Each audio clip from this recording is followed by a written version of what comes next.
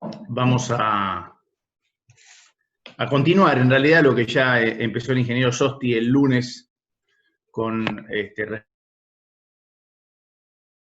respecto al tema de flexión. Supongo que todos habrán asistido a la clase de Luis del lunes. Y empezamos diciendo que en realidad estamos dentro del campo de la resistencia de materiales. Ya dejamos atrás la parte de la estática, dejamos atrás en el sentido de que los materiales ya no son indeformables, no existe el principio de transmisibilidad de la fuerza, no es lo mismo hacer fuerza en un punto que en otro de su recta de acción, justamente porque provoca distintas deformaciones.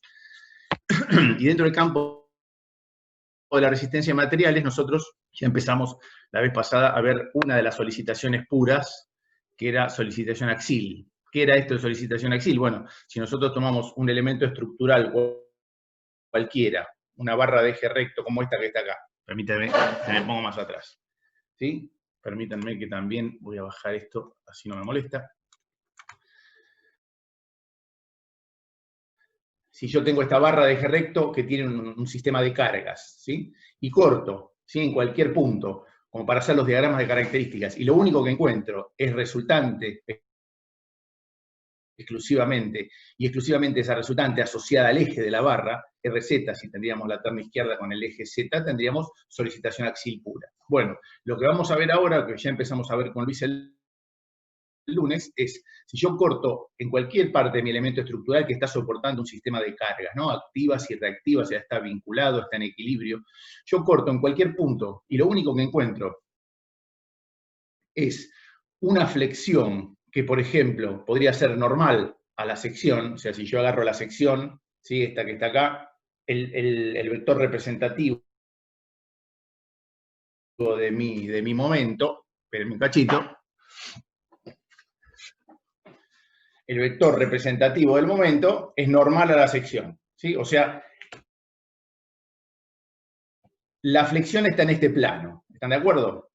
Si yo corto, decía, y lo único que encuentro es un vector que de alguna manera es normal a a la sección, o sea que está en este plano, siempre voy a tener flexión pura, ¿sí? Eso es el criterio de solicitación por flexión. Entonces, vamos a repasar un poquitito algunos conceptos que dio Luis el lunes. Para eso vamos a compartir.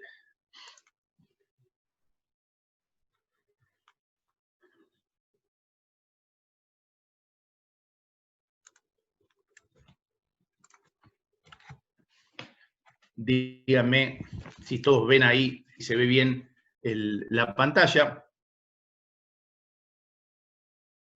¿Sí? Básicamente, una estructura como esta que está acá, simplemente apoyada por dos vínculos que podrían ser un vínculo de primera y un vínculo de segunda. Si este tuviera deslizamiento y este estuviera fijo, este es una viga a la cual se soporta un sistema de cargas. En este caso, si reducimos todas las cargas, podemos encontrar, por ejemplo, una carga puntual que provoca este tipo de deformación en la estructura, ¿sí? Hablamos recién que estamos dentro del campo de la resistencia a materiales, los materiales se deforman. Entonces, si existe una deformación, ¿sí? Asociada a este tipo de cargas, es porque existe un estado tensional. O sea, tensión y deformación son como el tema del huevo y la gallina, ¿no? ¿Quién fue primero? Sencillamente van uno de la mano del otro. Y si nosotros flexionábamos esta viga de esta manera con esta carga, encontrábamos que la fibra de arriba tendía a comprimirse y la fibra de abajo, todas las fibras de abajo tendían a traccionarse. ¿Por qué? Porque este tipo de solicitación pura de flexión provoca tensiones normales. O sea, provoca tensiones. Entonces, para eso vamos a ver algunos conceptos generales, repasando lo que vieron el lunes con Luis en clase. Si yo corto este elemento estructural del que hablaba recién, en cualquier punto, y encuentro que exclusivamente tengo flexión, tendré flexión pura, ¿sí? Si es sin o con esfuerzo de corte, eso justamente es lo que me define la diferencia entre flexión pura y flexión y corte. O sea, si yo tengo un caso en el que cortando en cualquier sección, reduzco y encuentro que existe, además de flexión, corte, asociado a uno de los dos ejes de la sección, claramente no voy a tener flexión pura, ¿sí? Voy a tener lo que se llama flexión y corte, que es lo que vamos a ver hoy, perdón, en el ejemplo en ejemplo de cálculo de flexión. Pero bueno, plano de flexión es el plano donde actúan los pares flexores, o sea, permítame.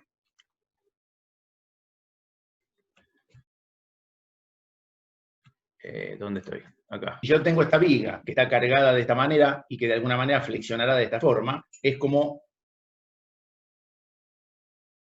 si yo tuviera este par de momentos flexores en este plano, ¿sí? Asociados al vector representativo de la cupla, que es normal acá al plano de la flexión. Entonces, este es el plano de flexión, ¿sí? Permítame que tengo que compartir acá de vuelta. Bueno. Entonces, el plano de flexión es el plano donde actúan los pares flexores. Llamábamos línea de fuerzas a la intersección del plano de la flexión con el plano de la sección en estudio. O sea, nosotros si cortamos siempre normal al eje de mi barra, ¿sí? Vamos a encontrar siempre la misma sección. ¿Se acuerdan que nosotros trabajábamos en esta cátedra siempre con barras de eje recto y de sección constante? O sea, yo cortaba normal al eje de mi barra y siempre encontraba la misma sección.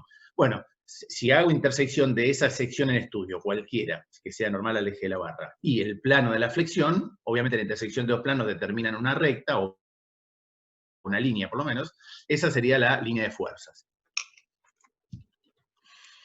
Entonces teníamos flexión simple normal, si la línea de fuerzas coincidía con uno de los ejes principales de inercia. Por ejemplo acá, supónganse, este plano es el plano de la sección. Este elemento estructural, este paralelepípedo, es el elemento estructural en estudio. Entonces, si ustedes cortan en cualquier sección acá y miran la sección de frente asociada al eje de la barra, por ejemplo esto que está acá, supónganse que tienen este paralelepípedo de sección rectangular. Este es el plano en que está celeste de acá, es el plano de la sección. Cualquiera, en cualquier punto donde yo corte a mi sección, porque volvemos a repetir lo que dijimos recién, estamos hablando de elementos estructurales de eje recto y de sección constante. Y tengo el plano de la sección, que sería este plano que no está delimitado, pero podría ser un plano pi, lambda, cualquiera que contiene todas las cargas. Entonces, esta recta que está acá en rojo, como cualquier recta, es la intersección de dos planos que serían el plano de la sección, el plano que contiene la sección, esto celeste, y el plano de cargas. ¿Sí? ¿Están de acuerdo? Sería, si la sección en consideración es esta, que es la del extremo derecho, esta que está acá, obviamente esta parte que está acá sería mi línea de fuerzas. ¿Sí? Eso se llama flexión simple normal. ¿Por qué? Porque estos dos ejes son los ejes principales de inercia de esta sección rectangular. Y como la línea de fuerzas coincide con uno de los ejes principales, se llama flexión simple normal. En cambio, se llama flexión simple oblicua si la línea de fuerzas, fíjense, la línea de fuerzas, si el plano de la sección a considerar es este, y este es el plano mío de cargas, claramente tendré una sección de vuelta rectangular, tendré mis ejes principales, ejes Y y X, esto que están acá, y la línea de fuerzas, espérenme que paso esto para otro lado, y mi línea de fuerzas no coincide con ninguno de los dos ejes principales de inercia. Entonces acuérdense siempre, línea de fuerzas como cualquier recta es la intersección de dos planos. ¿Qué planos? El plano de cargas o plano de flexión, ¿sí? El plano de flexión es el plano donde actúan los pares flexores, con el plano de la sección. La intersección de estas dos secciones da esto que se llama línea de fuerzas. Esto como conceptos generales de lo que ya hemos visto el lunes con ingenieros ópticos. Entonces, si la flexión es pura normal, la línea de fuerzas coincide con un eje de inercia, como vimos recién. ¿No es cierto? Si la única solicitación es el momento, que para mi terna sería momento flexor en X, ¿se acuerdan cuando veíamos diagrama de características? Si sería nada más que flexión en X, si las demás son nulas, tenemos flexión pura. Si en vez de tener MX únicamente, tengo también corte, por ejemplo, corte en Y, en vez de flexión pura, va a ser flexión simple. ¿Sí? Pero va a ser normal porque la línea de fuerzas coincide con un eje de inercia de la sección. Entonces, si este es el plano de cargas, Este es el plano de carga donde actúan los pares. Acá este es el par que está acá. Y esta es mi terna izquierda asociada. Este es un diferencial de Z que corté de mi elemento estructural, que en este caso mi elemento estructural tiene esta sección trapezoidal medio regular, pero medio extraña. No importa, la cuestión es que esto que está acá es mi línea de fuerzas, porque la intersección de la sección, de mi sección, que tiene esta forma trapezoidal, y de el plano de cargas. Entonces, intersección de dos planos genera una recta. Esta es mi línea de fuerza, que pasa por el baricentro de la sección. Entonces, nosotros habíamos visto, para poder determinar, digamos así como tenemos en consideración ahora ya si los materiales son deformables, de todas maneras tenemos algunas hipótesis para hacer un poco más sencillo y para aplicar la resistencia de materiales en este tipo de solicitaciones. Después lo vamos a generalizar, pero por ahora partimos de hipótesis que en este caso para la flexión es la hipótesis de Bernulin-Navier, ¿qué nos dice? Si nosotros flexionamos esta barra simplemente apoyada en estos dos vínculos que están acá, y contamos un elemento diferencial acá, vemos claramente que la fibra de arriba, ¿sí? Fíjense, la fibra de arriba, como dijimos, se comprimía si la flexión es en este sentido, ¿no? Y todas las fibras de abajo se traccionaban. Pero esta hipótesis de Bernulin-Navier nos decía que cada uno de estos planos, que en un principio, antes de las cargas, cuando la barra estaba derechita y no estaba cargada y no estaba deformada, todos estos planos de la sección eran todos planos normales al eje de mi barra, eran planos, claramente, y eran todos de sección rectangular.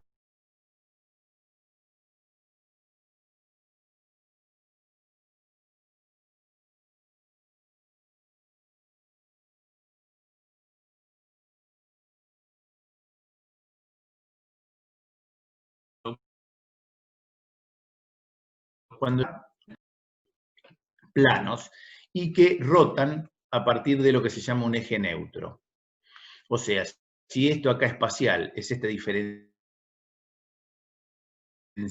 que yo tomé, que una vez que apliqué las cargas tiene esta forma, este volumen que está acá, que en un principio era un paralelepípedo, ahora se deformó de esta manera, claramente es porque todas estas fibras de acá arriba redujeron su longitud, estas de acá abajo aumentaron su longitud, y en el medio habrá un plano que se llama superficie neutra, donde efectivamente no habrá ninguna deformación. ¿Sí? Entonces esta es la hipótesis de Navier, y de acuerdo a esta hipótesis y de acuerdo a la ley de Hooke, donde acuérdense que estamos dentro del campo proporcional. Proporcional significa que las tensiones varían proporcionalmente a las deformaciones, y además, si nosotros dejamos de aplicar la carga, no quedan deformaciones permanentes. De acuerdo a esto, habíamos dicho justamente que las tensiones variaban proporcionalmente según la distancia al eje neutro. O sea, si este es cualquier plano, cualquiera de las secciones en las que yo puedo cortar a mi barra siempre normal a mi eje, y encuentro que todas las fibras que están asociadas, estas que están acá, cada una de las fibras que pertenecen a la superficie neutra, no se deformaron, y sin embargo las de acá, las de extremo superior, se acortaron, y las de extremo inferior se alargaron debido a estas cargas que están acá, significa que efectivamente, así como las deformaciones van a ser proporcionales, pasarán de un acortamiento máximo acá, pasarán por 0 hasta un alargamiento máximo acá, las tensiones lo mismo, varían proporcionalmente, ¿no? Entonces habíamos visto el planteo de las ecuaciones de equivalencia con el ingeniero Sosti, y las ecuaciones de equivalencia, primero vamos a interpretar este dibujo, ¿no? Este sería mi diferencial de longitud, diferencial de Z, si asocio Z al eje de la barra, de mi elemento estructural. Y mi elemento estructural, en un principio, si yo corto y pongo de manifiesto la sección, encuentro que tiene esta forma medio extraña, ¿sí? Para asociar y entender la flexión pura normal, vamos a ver que en un principio, digamos, la línea de fuerzas y el eje neutro van a formar cualquier ángulo, este ángulo phi que están acá, ¿sí? Vamos a ver que en realidad en la flexión normal, este ángulo va a ser 90 grados, pero vamos a deducir. Básicamente las ecuaciones de equivalencia que vimos con el ingeniero Sosti asociaban de un lado a la característica, ¿sí? A la característica que tiene que ver con estos esfuerzos, la denominación a los integrantes del binomio de reducción de fuerzas, de cargas que teníamos en la estructura en cualquier sección en estudio. Si habíamos planteado que teníamos únicamente momento flexión en X, de este lado de la igualdad, todas las características que acá serían NZ, acá sería corte en Y, acá sería corte en X, esto sería momento torsón en Z, y esto sería momento flexión en Y, todas estas valen 0, excepto la de momento flexión en X. Las ecuaciones de equivalencia nos daban de un lado las características,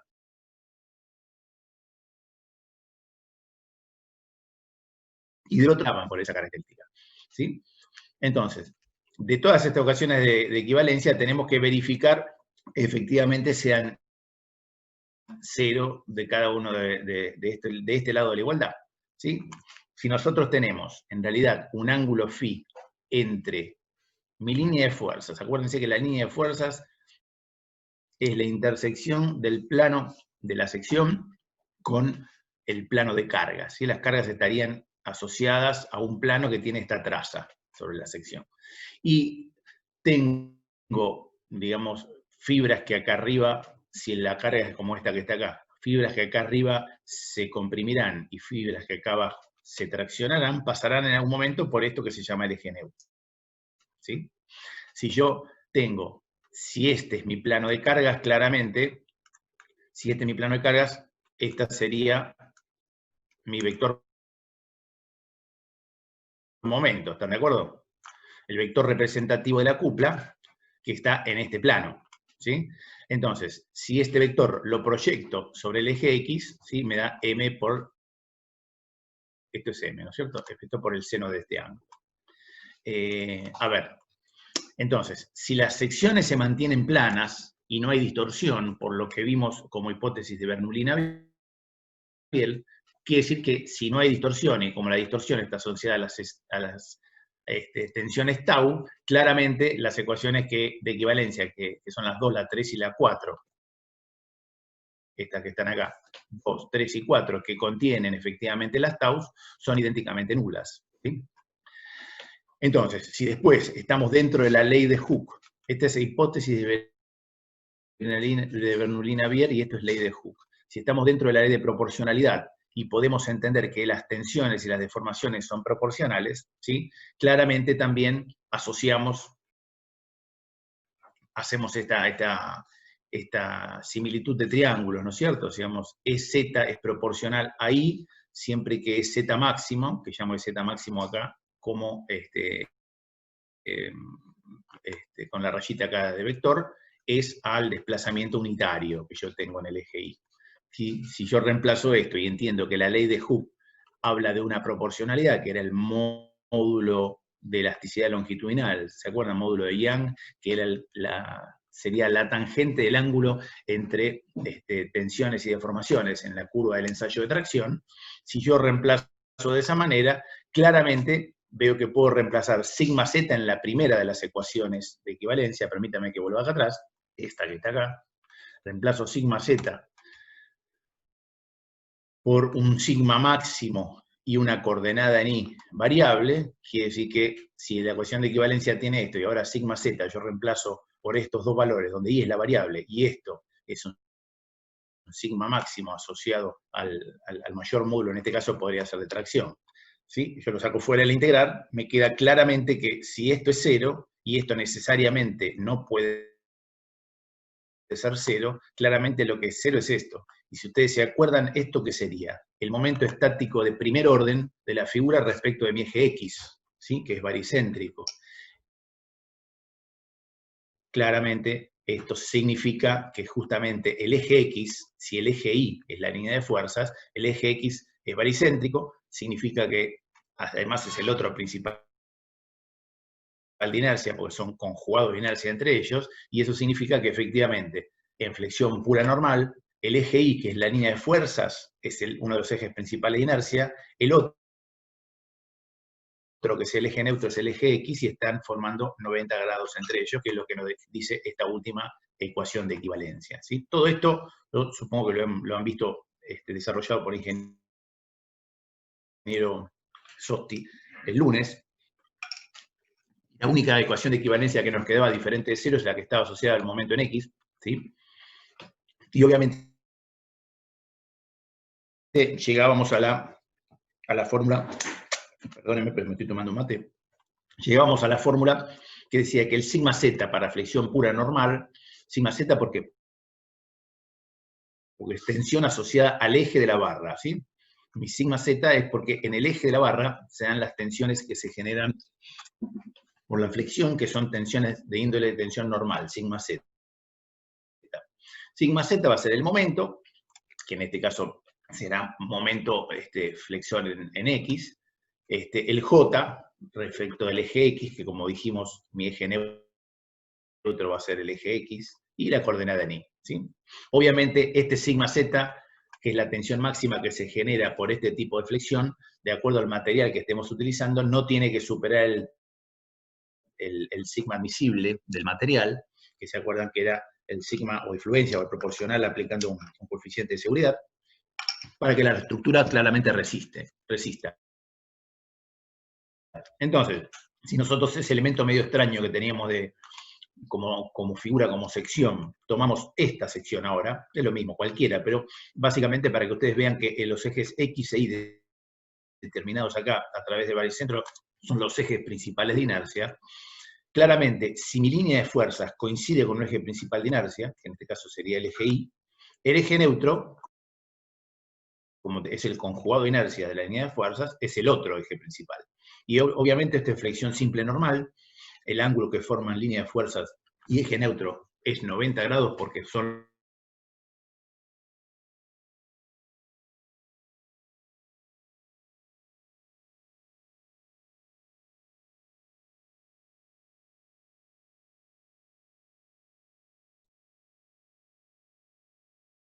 la barra, ¿sí? Entonces, si esta es mi línea de fuerza, supónganse esto que está acá es una pequeña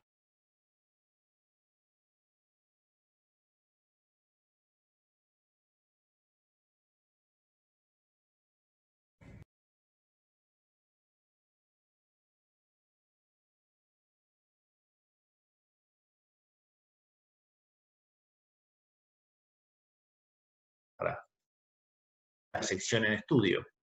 Entonces, esta es mi línea de fuerzas, acuérdense. Siempre lo repito, pero vale la pena hacer mención de esto. Línea como recta, intersección de dos planos, línea de fuerza es la intersección del plano de la flexión, del plano donde están las cargas, con la sección en estudio. Si yo corto este elemento estructural en cualquier sección y pongo de manifiesto, su forma es esta. Entonces, intersección de este plano de la sección con el plano de cargas determina línea de fuerza. Como estamos hablando de flexión normal, mi línea de fuerza coincide con uno de los ejes principales. Y mi eje neutro, que es este que está acá, acuérdense, eje neutro es, permítanme volver un poquito para atrás. ¿Sí? Nosotros, quizás acá tridimensionalmente se ve un poco más. Aplicábamos una carga en la viga, obteníamos una superficie neutra donde no había deformaciones, y si yo corto y pongo de manifiesto la sección, que sería, por ejemplo, esta sección rectangular que está acá, este es mi eje neutro. Y todas estas fibras que están acá se van acortando, como dijimos recién, y todas estas se van alargando. Si yo tuviera que hacer un diagrama de tensiones, lo tendría que hacer normal a este plano, ¿sí? Pero bueno, para poder dibujarlo bien, es que lo pongo en el plano, estamos hablando del plano de la sección, en el plano XY, lo dibujo en el plano XY, si bien yo sé que son tensiones normales asociadas al eje de la barra, y el eje de la barra es el eje Z, ¿sí? Tendré una máxima compresión, si la flexión es de este tipo, donde estas fibras son las que se acortan, fíjense cómo se acortaron, y estas son las que se alargan, ¿sí? Claramente tendré acá arriba tendré compresión, ¿sí? Entonces, este es mi máximo módulo de compresión, tensiones negativas asociadas al eje de la barra, que obviamente serán M por esta coordenada, que será I2, ¿sí? Sobre el J de la sección, el momento de inercia de esta sección respecto de mi eje neutro, en este caso, ¿no? ¿Sí? JN. Y es negativo. Obviamente será máxima de tracción, donde acá abajo tengo una máxima coordenada que sería I1, este I1 que está acá, el momento que se genera la flexión, dividido de vuelta el momento de inercia de la sección respecto de mi eje X. Yo, bueno, voy un poquito rapidito con esto, pero porque doy por entendido que con Luis esto lo vieron. Es más, de hecho, yo estoy haciendo un repaso de la teoría porque me pidió el ingeniero Sosti que les comentara y les hablara un poco de cómo es la resolución de la flexión oblicua como superposición, entendiéndola como un cálculo para los ejes línea de fuerzas y eje neutro, y ahora vamos a ver que cuando es oblicua no son ortogonales, justamente. Bueno, entonces, si yo tengo, en vez de flexión normal, ahora tengo oblicua, es porque habíamos dicho que la línea de fuerzas, acuérdense que esta sección tenía este eje Y y este eje X como ejes principales de inercia, ¿no es cierto? Habíamos visto que la línea de fuerzas y el eje neutro, por la deducción que hicimos con las ecuaciones de equivalencia, en este caso son claramente baricéntricos, pero mi línea de fuerzas no coincide ni con el eje Y ni con el eje X, ¿sí? Entonces, claramente, mi línea de fuerzas, que puede ser el plano de la sección está dado oblicuo respecto de la sección en estudio, al no coincidir con un eje principal de inercia, en vez de ser normal, es flexión oblicua, ¿sí? Y va a formar un ángulo entre línea de fuerzas y eje neutro, este ángulo phi, que va a ser diferente de 90 grados. ¿Por qué? Acuérdense que por un punto, por el baricentro de esta sección, pasan infinitos pares de ejes ortogonales, pasan también infinitos pares de ejes conjugados de inercia, pero únicamente hay un solo par para esta sección que cumple con las dos condiciones, que son ortogonales y conjugados de inercia. ¿Que ellos cuáles son? Los ejes principales. Los que no están dibujados acá, pero serían el eje Y y el eje X horizontal, ¿lo ven? Entonces, si esos dos ejes son los únicos que siendo conjugados son ortogonales, claramente como la línea de fuerzas y el eje neutro son conjugados de inercia, el ángulo que forman estos acá difiere de 90 grados, no puede ser 90 grados, ¿sí? Bueno, entonces, flexión oblicua, la línea de fuerzas no coincide con un eje principal de inercia. En este caso también existen fibras que conservan su longitud, va a haber un plano neutro o capa neutro que corta la sección, definiendo lo que sería un eje neutro, ¿sí? En este caso, este sería mi eje neutro, ¿sí? Entonces, si este es mi eje neutro, las fibras más alejadas respecto de mi eje neutro, acá tienen una tensión de un signo, y las fibras más alejadas respecto de mi eje neutro del otro lado tienen una tensión de otro signo. Este es mi diagrama de tensiones normales, que ya vimos que tenía una variación lineal a lo largo de mi sección, pero en este caso, como mi sistema de coordenadas podríamos referirlo a la línea de fuerzas y el eje neutro, y no son ortogonales, las coordenadas de cada diferencial de f serían n y m, ¿no es cierto? Entendiendo como n y m las coordenadas de cualquier punto respecto de este par de ejes de referencia que ya no son ortogonales, ¿no? Línea de fuerzas y eje neutro. Todo el mundo entiende qué es este diagrama de tensiones y entiende que si este es mi eje neutro, ¿sí? Es el que contiene todas las fibras. Las fibras son normales al plano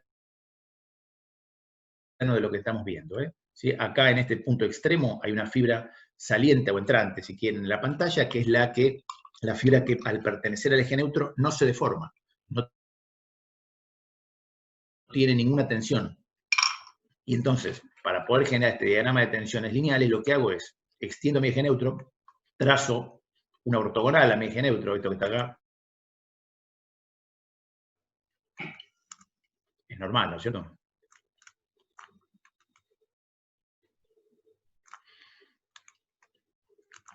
Y después tiro sendas paralelas a mi eje neutro respecto de las fibras más alejadas de la sección. En mi sección, las fibras más alejadas respecto de mi eje neutro, para el lado de la izquierda es esta, y para el lado de la derecha será esta.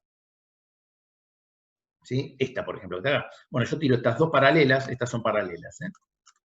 Esta, mi eje neutro, y esta que están acá, son paralelas.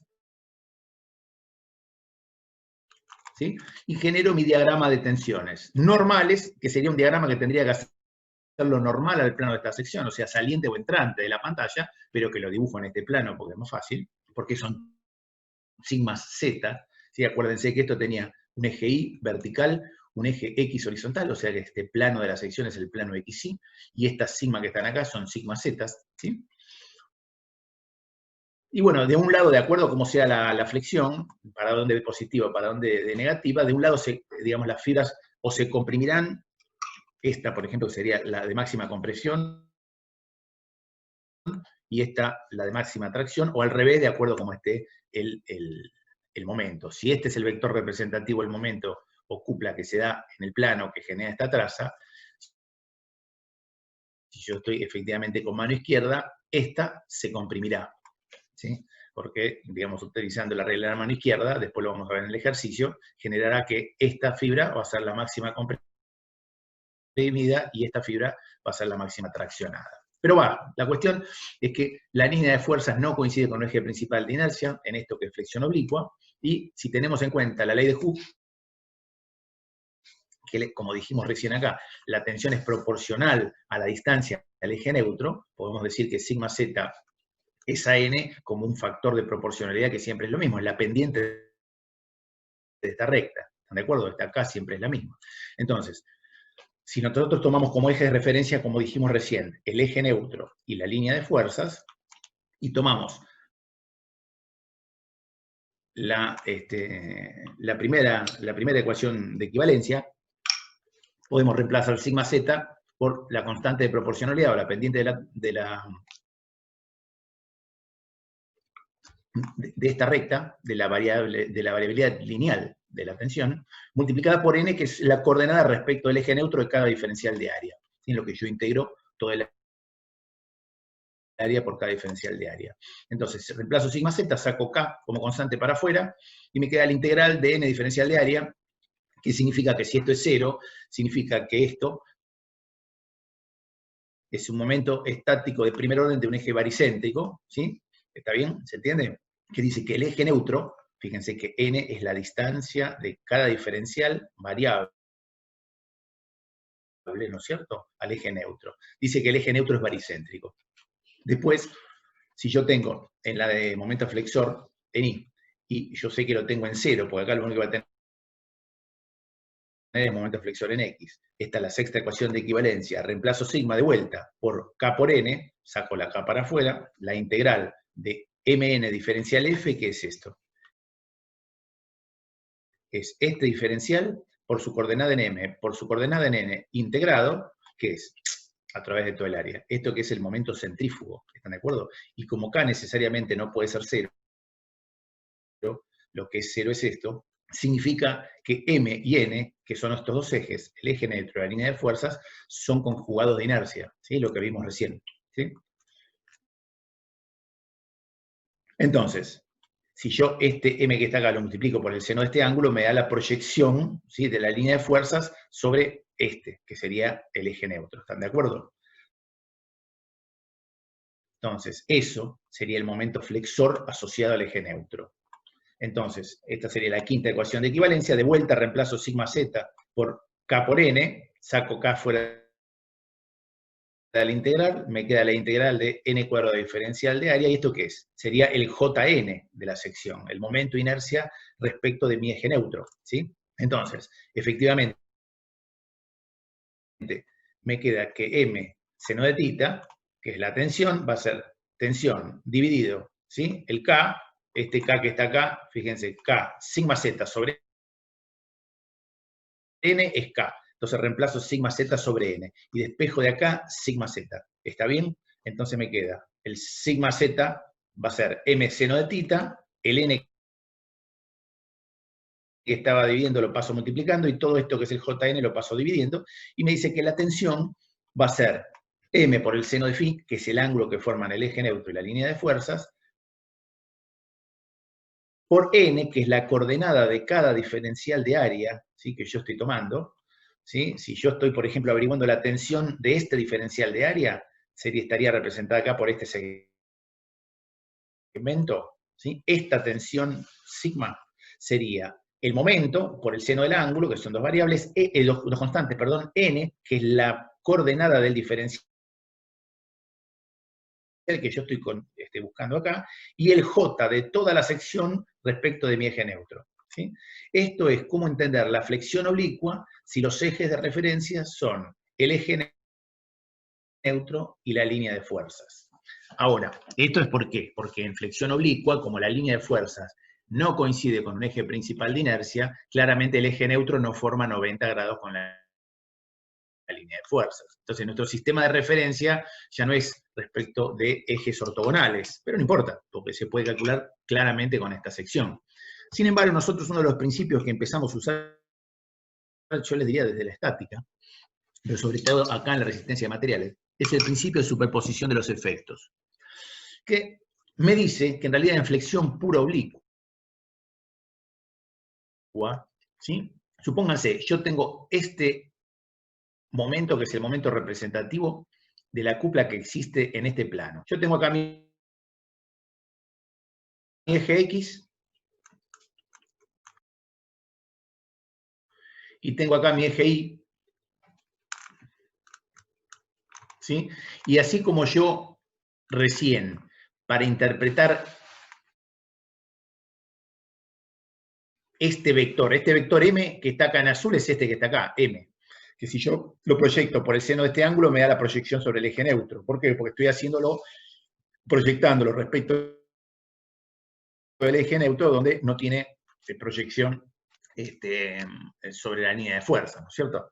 Ahora, si yo tengo este vector, si en vez de proyectarlo sobre eje neutro y línea de fuerza, lo proyecto sobre Y y sobre X, podría interpretar este vector como la suma vectorial de un momento en X y de un momento en Y. ¿Lo ven? Entonces yo podría entender la flexión oblicua, como vimos el lunes con Luis en la teoría, como la superposición de efectos de dos flexiones normales, una asociada al eje X y otra asociada al eje Y, ¿sí?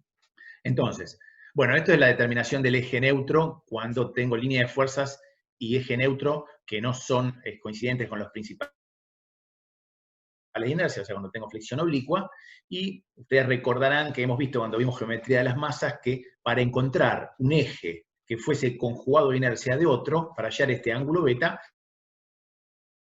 utilizábamos esta fórmula que estaba acá, ¿sí? Yo lo puse para que ustedes definieran. ¿Sí?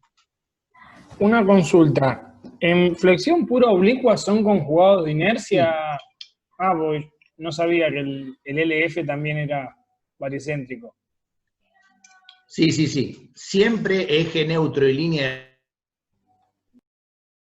de fuerzas en flexión simple, flexión pura, tanto oblicua como normal, siempre son conjugados de inercia. Lo que pasa es que cuando vos tenés que la línea de fuerzas coincide con alguno de los ejes principales, o sea, en vez de ser flexión oblicua va a ser flexión normal, ¿por qué? Porque línea de fuerza, que sería el eje Y, ponele, y eje neutro, que sería el eje X, son normales, porque son los ejes principales. Pero cuando la línea de fuerza, como en este caso, no coincide con ninguno de los dos ejes principales, estamos ante el caso de flexión oblicua, de todas maneras, línea de fuerzas y eje neutro son conjugados de inercia. Es lo que acabamos de repasar un poco en una de las claro, pantallas que vimos recién. No siempre línea de fuerzas no son los principales, digamos. En este caso no, porque es lo que yo decía recién. Vos fíjate, estos dos ejes que están acá, X e Y, estás de acuerdo que son conjugados de inercia, son los principales. Pero además de ser conjugados de inercia, son ortogonales.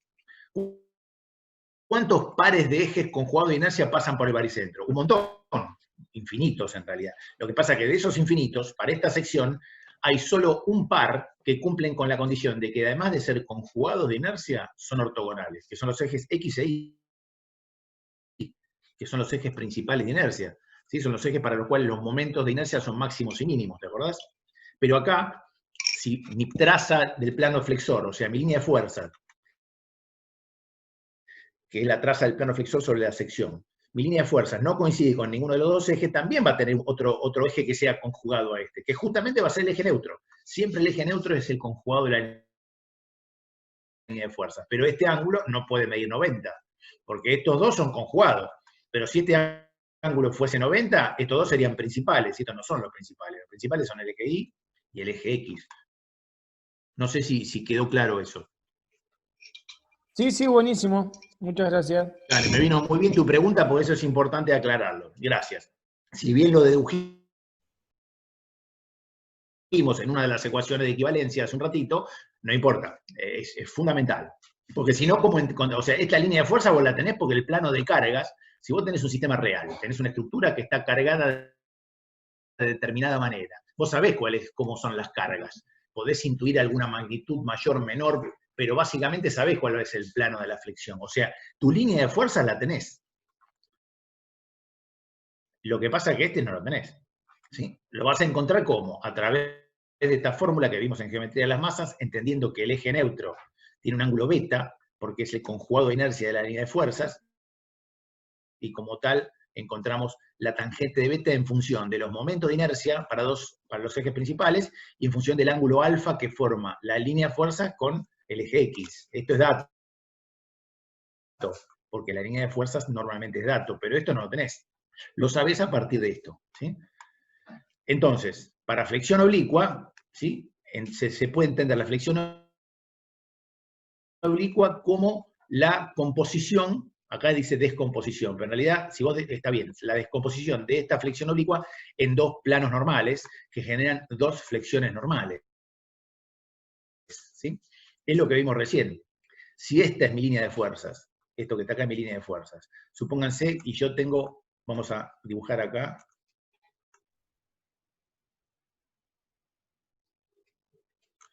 esto que sería el vector representativo, ¿están de acuerdo? Este es el vector representativo de la cupla que está en este plano, ¿sí? Esta cupla que está en este plano, que podríamos llamar lambda, intersección con el plano de la sección, o sea, esto que está acá, esta es mi línea de fuerzas.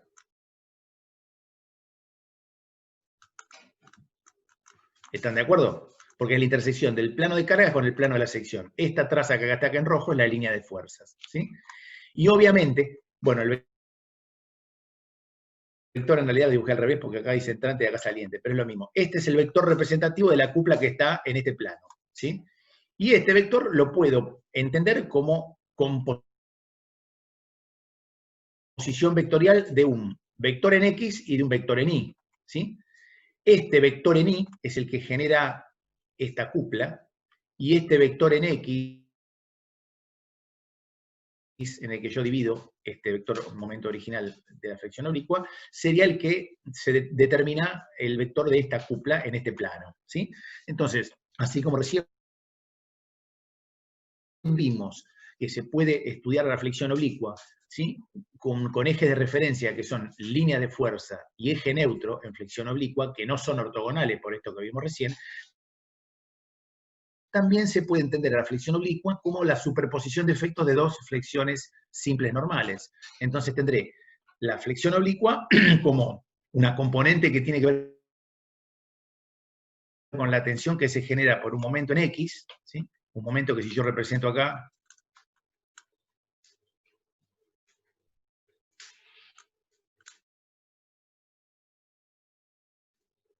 va a ser el vector representativo de esta cupla, y un momento en Y, que tengo acá, que va a ser representativo de esta cupla. Estos dos vectores en violeta es la composición vectorial, la descomposición vectorial del vector momento original, que era oblicuo, porque este vector que está acá, que yo acá no lo dibujo, pero sería el vector que representa la cupla que está en este plano, es el que habíamos encontrado recién como representativo de la flexión oblicua, y habíamos encontrado cómo calcular las tensiones si los ejes de referencia eran la línea de fuerzas y el eje neutro. Pero Normalmente, muchas veces, es mucho más fácil entender a la flexión oblicua como superposición de efectos de dos flexiones simples normales, ¿no? No sé si ustedes en la teoría con Luis habrán visto un término positivo y el otro negativo directamente, pero hay varias opciones de verlo, eso depende de las ecuaciones también de equivalencia. Pero los signos de estos términos se deducen considerando los efectos en algún cuadrante en particular, alguna fibra en particular, en función de la terna elegida, para saber si es más o menos. Eso después lo vemos en algún ejemplo particular. Y obviamente, para determinar el eje neutro, si mi eje, este es mi línea de fuerza, ¿cierto? Este es mi ángulo alfa que está acá. ¿Está bien? Si este es mi ángulo alfa, ¿sí? Claramente, este va a ser si este es mi ángulo alfa, el otro alfa está acá, ¿sí? Entonces, mx será m por seno de alfa y mi será m por coseno de alfa. Nada. Si yo reemplazo esto y esto, ¿sí? Como lo que puedo hacer es encontrar directamente una ecuación de una recta, que es esta que está acá, ¿sí? Y en función de x, que si ustedes se fijan no tiene ordenada al origen, ¿sí? O sea que va a pasar por el baricentro, esta es la ecuación, ¿sí?, de la recta que es, de alguna manera, conjugada a inercia de la línea de fuerzas. O sea, esta es la ecuación de mi eje neutro, ¿sí?, que es esta que está acá. Supongo que esto sí lo habrán visto con ingeniero Sosti, porque me dijo que les dio superposición de efectos, pero básicamente, ahora vamos a ver, porque todo esto parece demasiado concepto teórico, pero vamos a ver en un ejercicio que es de fácil aplicación. Bueno, entonces, cuando uno hace verificación y proyecto a flexión oblicua, o sea, uno puede tener la estructura ya dimensionada, ¿sí? Y lo que tiene que hacer es verificar si el sistema de cargas efectivamente no supera las características de resistencia del material. Supónganse, si yo estoy verificando por flexión y encuentro las tensiones, donde la tensión sea máxima, esta tensión voy a tener que verificarla y contrastarla contra una tensión admisible del material para verificar que efectivamente el sistema funcione. Y esto puede usar siempre estamos hablando de flexión oblicua, puedo usar esta ecuación donde estoy usando como eje de referencia línea de fuerzas y eje neutro, como vimos recién, o lo puedo entender como superposición de efectos de dos flexiones simples normales, ¿sí? Este valor y este valor va a ser lo mismo para cada una de las fibras que yo tome en consideración, porque es exactamente lo mismo, ¿sí? Eso sí es verificar una estructura, o sea, una estructura ya está dimensionada y la verifico. Y después, si tengo que dimensionar la sección, ¿sí?, si tengo una sección que tiene un solo valor incógnita, por ejemplo el diámetro en una sección que es circular, es fácil. Pero cuando ya tengo, por ejemplo, un rectángulo, ¿sí? Yo tengo una sección rectangular y la tengo que dimensionar. Yo voy a encontrar unas tensiones máximas y uno puede decir, bueno, la voy a contrastar efectivamente contra la tensión admisible, y en realidad, como la tensión máxima no la voy a sacar porque no tengo la geometría de la pieza, la geometría de la pieza va a estar en función de las incógnitas, que serán base y altura, por ejemplo, en un rectángulo. Si yo tengo una relación entre base y altura, me va a quedar una incógnita solo y voy a poder despejarla. Voy a poder dimensionar la sección. Pero si no es así, si yo, por ejemplo, estoy dimensionando un perfil IPN, ¿sí?, o doble T, como dice acá, digamos, acuérdense que si yo esta I la paso para abajo del JX dividida la fibra más alejada respecto al eje Y, me va a dar el módulo resistente a lo largo del eje X. Lo mismo va a pasar acá. Entonces, esta ecuación que está acá la puedo poner como sigma, momento flexor en X sobre el WX más momento en Y sobre el WY. ¿Sí? O sea que si yo tengo esta ecuación que está acá, y quiero dimensionar, no es tan fácil. ¿Por qué? Porque los perfiles UPN o IPN, en este caso estamos hablando de un doble T, me dan efectivamente valores de WX y de WY, porque me dan los módulos resistentes para cada uno de los perfiles. pero acá tengo dos incógnitas, ¿sí? Lo que tengo que hacer es poner todo en función de una constante K, que es la relación entre WX y WY, que va variando a lo largo de la tabla, para poder dimensionar. Esto seguramente ya vamos a hacer un ejercicio de esto, si no es que vieron alguno con ingeniero Sosti, pero básicamente lo que yo quería comentarles es que siempre en flexión oblicua se puede, en cualquiera de las solicitaciones, ¿no? Pero en este caso para flexión oblicua, considerando las tensiones involucradas, yo puedo o verificar si la estructura ya está dimensionada, verificando que las tensiones, o por este método o por este, porque son las mismas, exactamente los mismos valores, no superen una tensión de referencia, o dimensionar, ¿sí? Si yo tengo un sistema de cargas y la oficina técnica me dice, bueno, fantástico, vos usás un IPN, decime qué IPN vas a usar.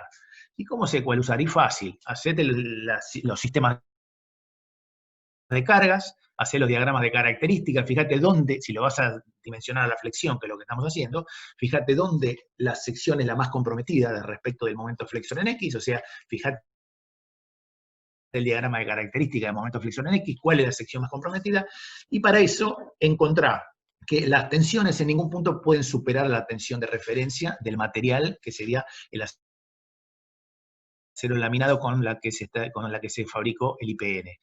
Bueno, eso nos va a dar un determinado perfil, ¿sí? Esa es la forma de dimensionar. Pero bueno, vamos a ir viendo algunos ejercicios del tema, y lo que vamos a ver hoy es un ejercicio de flexión simple oblicua también, donde el perfil a considerar, en vez de ser un IPN, es un UPN, ¿sí? Lo que tenemos es una estructura como esta que está acá, ¿sí? Este unifilar que está acá en realidad es esta barra, ¿no es cierto? Es este UPN, que es un UPN 160, que dice analíticamente hallar la posición del eje neutro y el diagrama de tensiones normales para la sección ubicada a la mitad de la luz, ¿sí? Esta es una barra simplemente apoyada. Espérenme. ¿Me ven ahí? Sí. Sí, sí, te vemos. Yo tengo mi barra, acá está, mi barra simplemente apoyada, ¿no? Espérate, que me voy más atrás. Mi barra simplemente apoyada, que está cargada acá arriba con una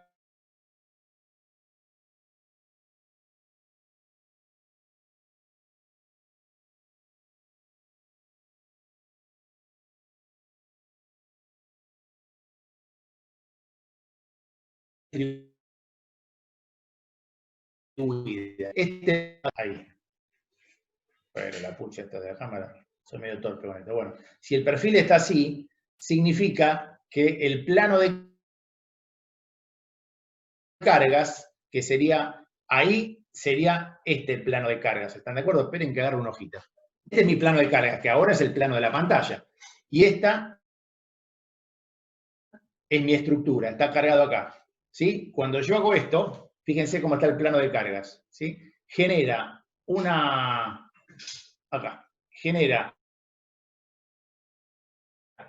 traza, no se ve bien, pero vamos a verlo en el dibujo, es más cómodo. Genera una traza como línea de fuerzas que es oblicua, ¿sí? Saqué el video para que se escuchara un poco mejor como recién. Entonces dijimos que este es el plano de cargas, por ahora es el plano de la pantalla. Si yo corto y pongo de manifiesto, rebato acá, ¿lo ven? ¿Sí? Encuentro que mi perfil está puesto de esta manera, o sea, mis cargas no aplican sobre uno de los ejes principales de inercia. O sea, voy a tener una flexión oblicua, porque esta es mi traza del plano de carga sobre el plano de la sección. Yo corto en cualquier lado, en realidad me va a convenir cortar al medio, ahora vamos a ver por qué. Porque además me están pidiendo justamente el diagrama de tensiones para la mitad de la luz de la barra. La luz de la barra es la distancia entre apoyos, ¿sí? Y en la mitad seguramente obviamente se va a dar el momento máximo. Pero la cuestión es que este unifilar que está acá no es un alambre, no es una estructura cualquiera, es un UPN y está dispuesto de esta manera, ¿sí? Tengo un sistema de cargas distribuidas con un vector carga específica que vale 15 kN por metro, una longitud de la barra de 2 metros, esta longitud de 2 metros desde un UPN 160, ¿sí? Y tengo este ángulo alfa que forma la línea de fuerzas con el eje X de 80 grados. Fíjense que en este caso es un dato, claramente, como decía recién. Yo lo que no voy a tener como dato es el eje neutro, que lo voy a tener que calcular, de hecho, ¿no? Acá me están viendo justamente allá la posición del eje neutro. Pero la línea de fuerza la tengo como dato. Yo sé por qué voy a poner este. Acá, supónganse que acá apoyo un techo. ¿Sí? Acá viene la cabreada, viene el otro lado del otro techo, un poco exagerado el perfil, ¿no? Pero básicamente, supónganse que está acá. Claramente las cargas, carga de nieve, de agua, de sobrepeso, van a ir todas apuntando hacia el centro de la gravedad, los pesos de todas las cargas que están acá arriba. Entonces, justamente, esto sería una forma de poner el perfil para que genere una línea de fuerzas de tal manera que no sea coincidente con el eje principal de inercia, sino que tenga este ángulo, y por lo tanto es una flexión, perdón, es una flexión oblicua, ¿sí? Y esta flexión no es pura, ¿sí? ¿Por qué? Porque en cualquier sección que yo corte, voy a tener flexión y corte, ¿sí? ¿Están de acuerdo? Me dicen que este perfil, de perfil UPN laminado en caliente, tiene esta tensión admisible, que la puedo sacar del CISO directamente, lo saco el de fluencia y le aplico el coeficiente de seguridad, pero en un principio acá ya me lo dan como dato, el sigma admisible, ¿sí? Entonces, acá lo que voy a hacer es verificar esto. Verificar si efectivamente este UPN de 160, con este tipo de cargas, con estas dimensiones y con estas cargas, en ningún momento supera la tensión admisible. Si no la supera, claramente va a funcionar bien. Y si la supera, bueno, o tendré que aumentar el perfil o reducir las cargas. ¿Se entiende cuál es el concepto?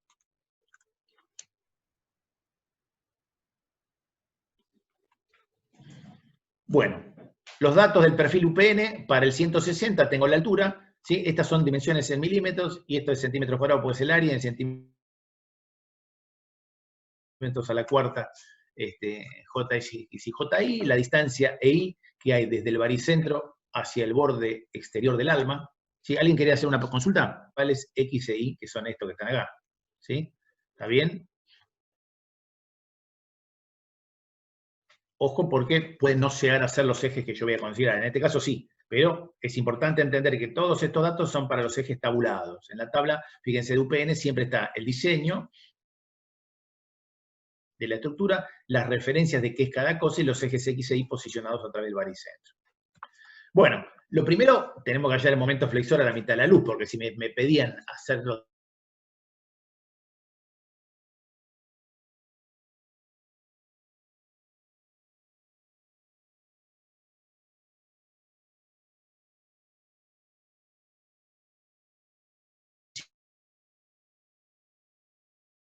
tenemos que hacer el valor de las reacciones. Si nosotros teníamos BA y BB y RB, claramente, si lo único que tenemos es esta carga distribuida y hay una simetría de cargas, claramente esta resultante, ¿sí? Va a tener que, de alguna manera, ser soportada por estas dos reacciones de vínculo. Como la resultante pasa por el baricentro de este diagrama de cargas, que será en la mitad, si claramente hay una simetría de cargas respecto de BA y BB, BA y BB valen los dos el mismo valor en kilonewton, y valen los dos lo que vale la mitad de la resultante, ¿sí? Entonces, BA y BB valen la resultante sobre 2. La resultante de este diagrama de cargas, este que está acá, es el vector carga específica, altura por la base, ¿sí? P por L, y en este caso, como estamos hablando de las dos reacciones, que es resultante sobre 2, lo divido sobre 2, y me dice que las dos reacciones, BA y BB, efectivamente valen 15 kilonewton cada una, en función de los datos. Fíjense, este sería el diagrama de corte, ¿están de acuerdo? Porque si esta es mi terna local, esta es mi terna global, pero también es mi terna local en este caso porque es un solo elemento estructural horizontal. Yo entro siempre contrario a mis zetas, ¿sí? Contrario a mi zeta positivo, entro por acá, corto acá, lo que veo acá es BA, ¿sí?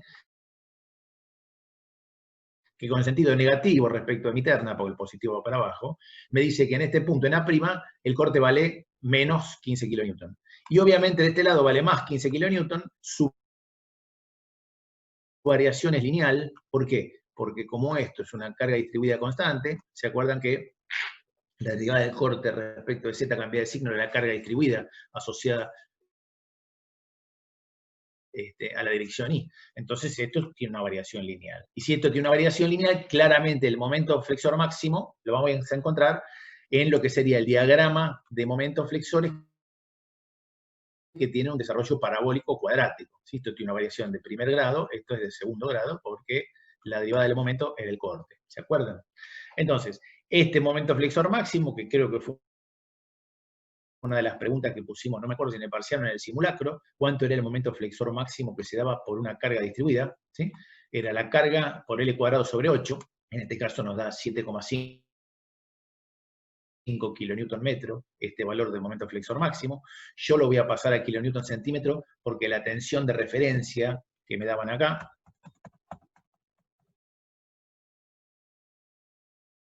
la tensión de referencia estaba en kilonewton por centímetro cuadrado, ¿sí? Entonces voy a tener que pasar todos estos valores que me hagan falta a unidades de centímetros, tanto al cuadrado como a la cuarta, como en este caso, y que tenía en kilonewton por metro a kilonewton por centímetro. Bueno, a ver, yo tengo este perfil. Estos son mis ejes X e Y de referencia que me aparecen tabulados en el perfil. Yo sé que esta va a ser mi línea de fuerzas, ¿sí? Esta va a ser mi línea de fuerzas, ¿por qué? Porque esta es la traza del plano flexor. El plano flexor sería acá en la pantalla, ¿no es cierto? Yo corto y pongo de manifiesto, acuérdense que cortaba y esto estaba oblicuo. Justamente por eso, entonces, esta es mi traza, ¿sí? Esta es mi traza de línea de fuerzas y como tal, este vector momento representativo de la cupla que está en este plano flexor es ortogonal a esta línea de fuerzas, ¿sí? Entonces, si yo puedo interpretar esta flexión oblicua como superposición de efectos de un momento flexor en X y de un momento flexor en Y, como están acá, lo que hago es saber cuánto vale el flexor en X en función de este ángulo alfa, y cuánto vale el flexor en Y en función de este ángulo alfa también. ¿Por qué? Porque este vector momento naranja, momento flexor, vale 7.500 kilonewton centímetros. ¿Por qué? Porque yo estoy calculando esta sección que yo corté acá, ¿dónde la corté? Acá, en la mitad, ¿sí? Donde el corte es 0 y el momento flexor es máximo, ¿sí? Fíjense, una cosa que no les repetí, pero vale la pena recalcar esto no es flexión pura, ¿sí? ¿Por qué? Porque en cualquier sección que yo corte, siempre tengo un valor de corte y un valor de momento. Esto es flexión simple, ¿sí? La flexión pura se da cuando si yo corto en una sección, lo único que tengo es momento flexor. Acá no, esto es flexión simple. Pero no importa, la cuestión es que es oblicua, entonces yo, el vector representativo de la flexión oblicua, lo que hago es descomponerlo en una flexión normal en X y en una flexión normal en Y, ¿sí? Entonces, saco cuánto vale el momento flexor en X, lo único que tengo que hacer es 7.500 kilonewton centímetro por el seno de 80 grados, ¿sí? Y lo mismo hago con momento flexor en Y, ¿sí? Y esto se entiende que vamos a calcular la flexión oblicua como superposición de dos flexiones normales asociados a los ejes X e Y. ¿Está bien? Bueno, si nosotros sabemos que la tensión es la suma de los efectos de estas dos tensiones normales, fíjense, acá directamente yo puse en menos esto. ¿Por qué? Porque en una pantallita anterior yo les decía que los signos de estos dos términos se podían deducir por inspección. Si ustedes leen el FLIES van a encontrar que es un método para encontrar cuál es el signo de cada uno de los dos, pero yo no sé cómo lo dio Luis, y ayer anoche me olvidé de preguntarle, pero hay mucha bibliografía que lo que hace es poner un término positivo y otro término negativo, porque siempre toma el momento flexor en el cuadrante positivo, que sería este el caso, ¿sí? Pero básicamente la tensión Z que se genera en cualquier punto va a depender de sus coordenadas X e Y en el plano, ¿sí? Si yo lo igualo a 0, ¿qué tengo? Tengo la tensión en el eje neutro, ¿sí? ¿Por qué? Porque yo sé que la tensión en el eje neutro vale 0. Si yo igualo esto a 0, ¿sí? No me queda otra cosa que reemplazar el momento flexor en X como el momento por el seno del alfa, y momento flexor en Y como el momento por el coseno de alfa, y lo igualo a 0. Y esto llegamos a la ecuación de una recta, que ya la habíamos visto recién, sin término independiente, o sea que esta recta va a pasar por el eje por el centro de coordenadas, y es el eje neutro, ¿sí? Y además, como lo desarrollamos en la teoría, llegamos exactamente a lo mismo, y en función de x, ¿sí? Y la posición del eje neutro claramente es idéntica para cualquier sección en la que yo tome, no importa cuánto vale el momento flexor, ¿sí? ¿Por qué? Porque acá no está en función del momento flexor, sino que está en función del ángulo alfa de la línea de fuerzas, el JX y el JY. No está en función de cuánto vale la flexión. Entonces la carga no me cambia el eje neutro. ¿Qué significa esto? Que para cualquier sección en la que yo esté considerando, siempre el eje neutro va a tener esta tangente, ¿sí? O sea, y igual a 1,91 de x. Esto es importante entenderlo. Fíjense que el eje neutro acá, la ecuación de la recta del eje neutro no depende de la carga, ¿sí? Esto es importante, ¿sí? Entonces, decía que para poder dibujar los diagramas de tensiones, tenemos que calcular las tensiones máximas generadas. Estos diagramas de tensiones que eran de variación lineal, ¿sí? Respecto de mis coordenadas en la sección. Bueno, los límites de la sección, o sea, las dimensiones del UPN son altura y base. ¿Están de acuerdo? Como yo tengo el baricentro posicionado ahí en la tabla de la sección, yo veo que la coordenada ni de cualquier fibra de la sección está entre una altura sobre 2 para arriba y una altura sobre 2 para abajo. ¿Están de acuerdo? O sea, entre menos h sobre 2 y más h sobre 2. Y como el eje Y pasa por el baricentro, el punto G de la sección, X está comprendido entre menos B menos I y el otro lado, menos B menos I, perdón, y del otro lado entre 0 y EI. ¿Sí? Que ahora lo vamos a ver cuando dibujemos la sección. ¿Sí? Entonces vamos a escribir las ecuaciones para los puntos de las tensiones alcanzan los mayores módulos. ¿Sí? Fíjense, respecto al eje X, la coordenada de I va desde 0 hasta menos h sobre 2 para arriba, y desde 0 hasta más h sobre 2 para abajo. Y respecto de mi eje Y, tengo positivo desde acá, desde 0 hasta esta distancia, que es la fibra, la máxima distancia en X de cualquiera de estas fibras, que sería EI, es la distancia que hay desde el baricentro hacia el extremo exterior del alma. Y para la parte negativa, esta fibra y esta fibra que están acá, que son las extremas, tienen esta distancia negativa en X, que sería el ancho, la base, perdón, del perfil menos EI. Base menos EI, pero como para este lado es negativo, le pongo un menos. ¿Sí? Estos serían los límites de la sección. Si ustedes se fijan, si esta es mi línea de fuerzas, y mi vector representativo estaba acá abajo, ¿se acuerdan?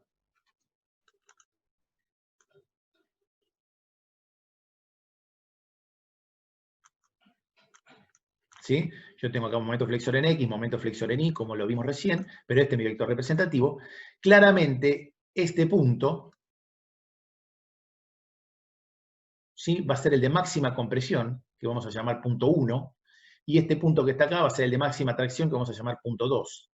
¿Por qué? Porque si nosotros aplicamos la regla de la mano izquierda, ¿sí? Y ponemos en el sentido en el que dibujé el momento acá, el pulgar, vemos que con los dedos ingresamos en la pantalla, tocando este punto que está acá, y salimos de la pantalla para atrás, como girando la mano a lo largo de este eje que es el pulgar. Este es el perfil, claramente, ¿sí? Yo tengo el vector momento que está así, ¿sí? Si el vector momento está así, por la regla de la mano izquierda, claramente, no sé si lo ven, que entra, este punto es el de máxima compresión, y este es el de máxima tracción, ¿sí? Eso es lo que no sé si se vio muy claro con lo que quise poner, pero espérenme que primero saco esto.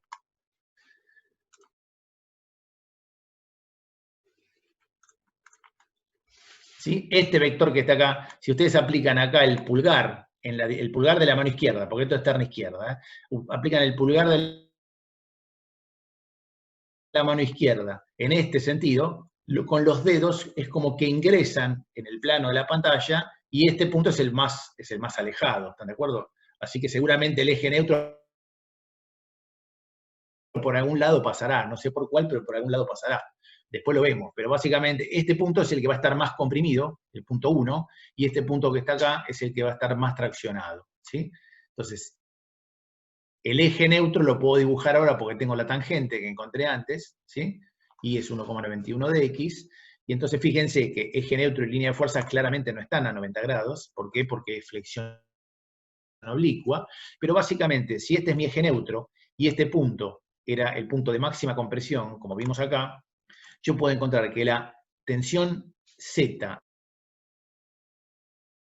de este punto es la ecuación, que es momento flexor en X sobre JX por Y, donde Y es la coordenada ahora de este punto. ¿Y este punto qué coordenada tiene? Y tiene en Y positiva para acá abajo, este Y tiene un menos H sobre 2 de coordenada en Y. Menos momento flexor en Y sobre JY por X. ¿Qué coordenada en X estoy haciendo? Y la del punto 1. Este punto 1, ¿qué coordenada en X tiene? Coordenada positiva e Y. Fíjense que está acá. ¿Sí? Está, ¿lo ven?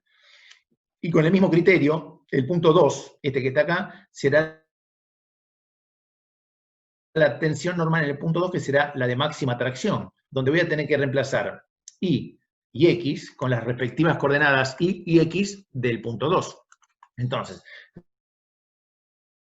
la coordenada en Y del punto 2 ahora es positiva de H sobre 2, y la coordenada en Y del punto 2 es este, que es el extremo, ¿sí? Negativo, este que está acá en X, que se pone en este segmento que está acá, y encuentro las dos tensiones literales, ¿no es cierto?, en fórmulas, del punto 1 de máxima compresión y el punto 2 de máxima tracción, ¿sí? Cuyos valores podría calcularlos a través de estas dos ecuaciones que están acá. O sea, esta ecuación me da como resultado, reemplazando con los valores que tengo yo del ejercicio, me dice que sigma 1, que es la tensión de máxima compresión que se da este punto que está acá, es de menos 9,2 kN por centímetro cuadrado, y sigma 2, que es esto, reemplazando con los valores respectivos del ejercicio, me da 13,5 kN por centímetro cuadrado. Claramente yo lo que hice fue, a partir del eje neutro, tiré dos sendas paralelas, estas que están acá, como siempre. Este es mi eje neutro, ¿sí? Esta que está acá y esta que está acá, estas dos son paralelas a mi eje neutro respecto de las fibras más alejadas respecto de mi eje neutro, ¿no es cierto? Si este es mi eje neutro, esta fibra 1 es la que está más alejada para este lado, y esta fibra 2 es la que está más alejada para este lado. Que ya vimos que por aplicación de la regla de la mano izquierda, este va a ser de compresión y este de tracción.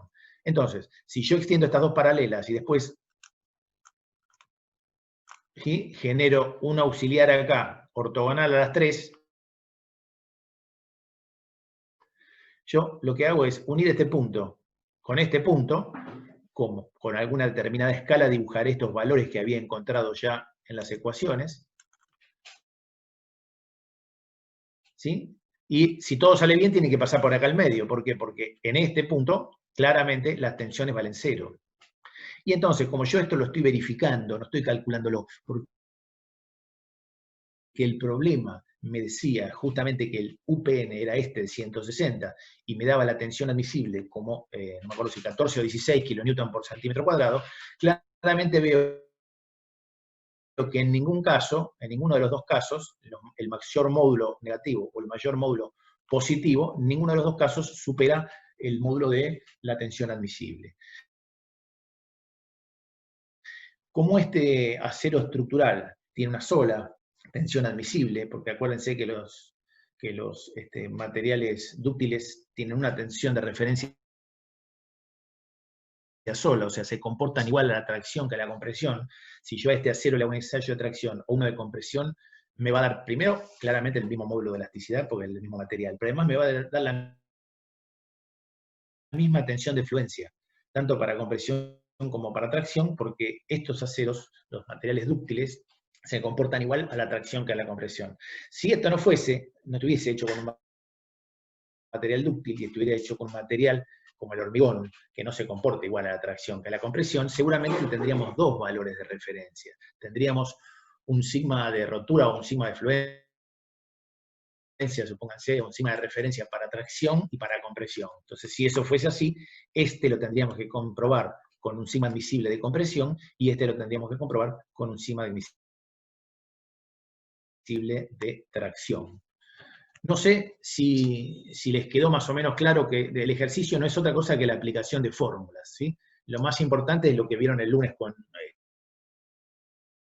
el ingeniero Sosti, que tiene que ver con la cosa conceptual de esto de la flexión, ¿sí?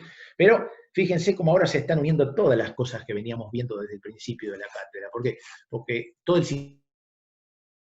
sistema de cargas, de fuerzas, está involucrado en la carga distribuida que tiene este ejercicio como dato. El tema de vinculaciones claramente se ve porque tuvimos que hallar las reacciones de vínculo